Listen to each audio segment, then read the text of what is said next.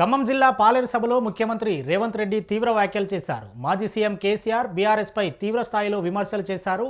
రాజకీయంగా బీఆర్ఎస్ ను పూర్తిగా ఓడించాలని, గ్రామాన ఆ పార్టీ ప్రభావం తగ్గాలని వ్యాఖ్యానించారు.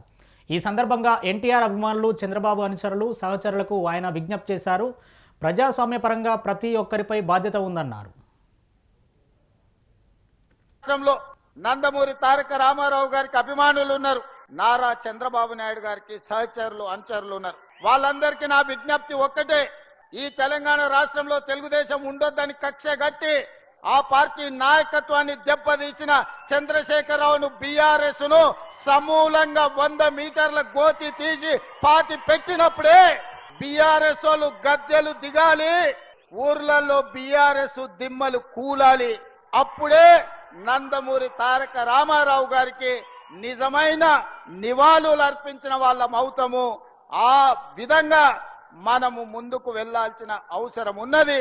బీఆర్ఎస్ ను బొంద పెట్టాల్సిన బాధ్యత మన అందరి మీద ఉన్నది మిత్రులారా.